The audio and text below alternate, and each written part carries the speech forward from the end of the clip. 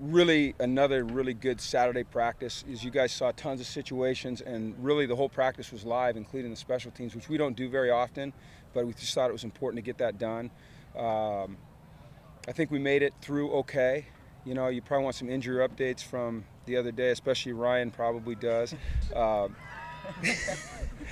uh, Thomas Duarte sprained his ankle. It's not serious. It's serious enough to keep him out of practice, but it's nothing that will keep him out long term.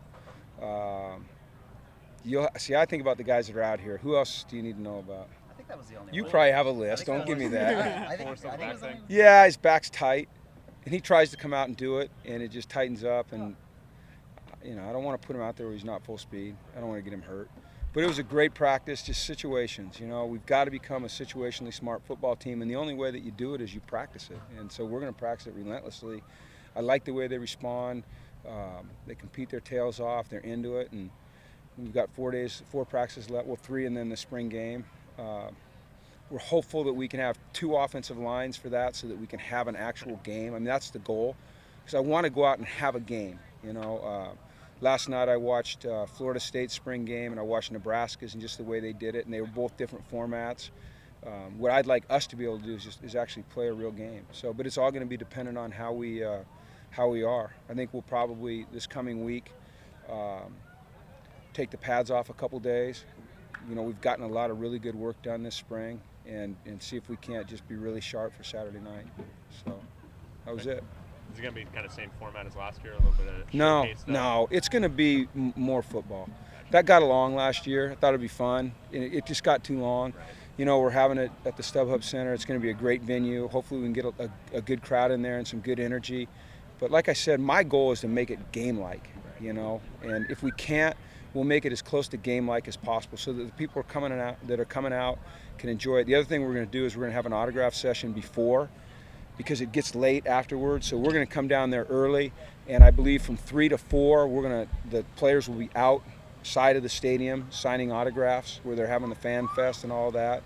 And then we'll go in and get dressed and come out in 5, and really start from 5, and hopefully be done by 6:30. So people can have a nice day with us. Can we have an interview session during? Because we can get out even quicker. No, yeah, I will actually have my cell phone. Cell phone? We'll just call you in the No, we're not doing that. Yeah. Yeah. So a lot of guys making progress. We keep bringing up the name Mossy Johnson, and he just continues to impress.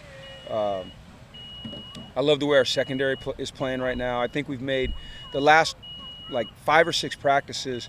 We've made a great deal of improvement in our run defense. Some of the things that we're doing now are just a little bit different, not wholesale changes, but just a little bit different. And so it takes some getting used to, and it takes some trust. And what we saw this week in practice, guys are understanding it. And so our fits are a lot better. And we're understanding our pass rush lanes better, and our blitz patterns better. And I think Brett has really done a heck of a job. I think Jerry Neuheisel, to me, and I know we've been asked this, and I said I'm not going to evaluate till the end of spring this backup quarterback situation, but he catches my eye. So I think there's a lot of really good things. It's great to have Malcolm Bunch here. That guy is a really good football player, and he is versatile. We knew that when he was coming from Miami, that he played inside and he played outside, and with some of the injuries, some of the guys getting dinged up, he's had to bounce around. Another guy who's doing a really good job is Kylie Fitz. I don't know if you guys notice him, but man, he's really taken a step up. Zach Vinci, he's taken a step up. So there's a lot of good things going on, but a lot to work on. Looked like Covington was taking most of the kicks yesterday. Was that just to give Kaimi a little bit of a rest? Just give him a rest. And, Sean, when we were working it before it got live, he was just on it. And then he came out and he struggled a little bit. He's actually a pretty decent kicker. Emi's been excellent all spring. He missed that last one. He hit the 52-yarder that would have won it. We jumped, which was a common theme today with the officials out there. We probably had about 6 or 7 false starts, maybe 7 or 8.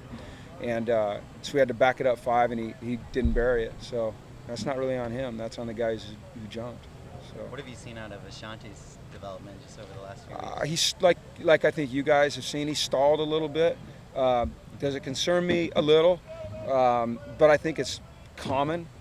You reach a plateau and or a barrier, and you got to break through, and then you ascend again. I think that'll happen with him. I think that he puts a lot of pressure on himself, and he wants to be great, but he's still young. I think he has to understand that.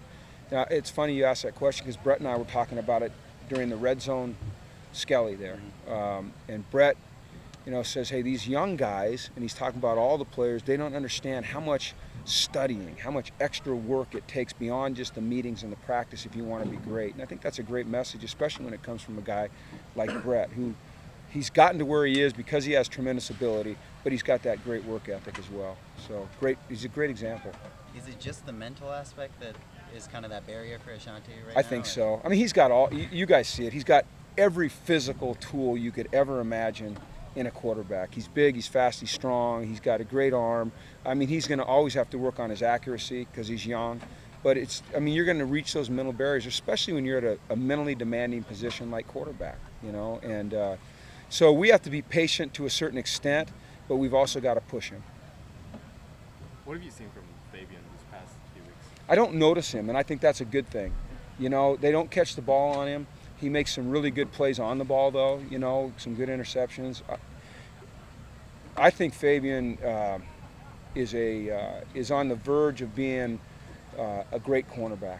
I mean, and I'm not saying just, using that word lightly. I think he's on the verge of being a great cornerback, like one of the best in college football. If he has the kind of year that I think he's capable, he's an All-American to me.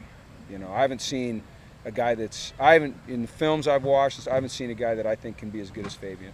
I know that's high cotton, that's high praise, but I really believe that, Did you just say high cotton?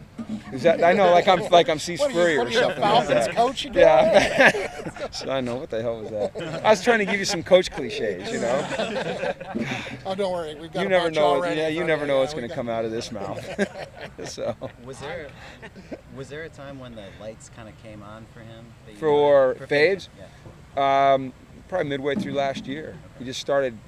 You could see his confidence start to swell, and he had a great offseason. I mean, he's a tremendous worker. I mean, you look at him; he's walking off right now. I mean, he's built like you want a corner to be built. He's got long arms. He's a little bit bow-legged. He's strong. He's physical. He can play the ball. Being a former offensive player, he's got really good ball skills and awareness, and he's got a demeanor about him that I think every corner has to have. And it's kind of like the last play just kind of disappears from his mind, and he just stays right in the moment. And that's what the great corners do. Is if they got beat or if they made a play, that play's over, and they're just on to the very next play. And I love that about Fabian. Is that part of the fun of college football, taking guys like raw material, Yeah. running back, and turning them into a corner? Yeah, and just watching him develop. Because I really do believe, you're looking at it, that's an NFL corner right there. If he keeps developing the way he's developing, he's a surefire first-round pick. I'd take him in the first round, for sure. I've coached some pretty good corners, too. So. Thanks, guys. Okay? All right, man. All right, take care.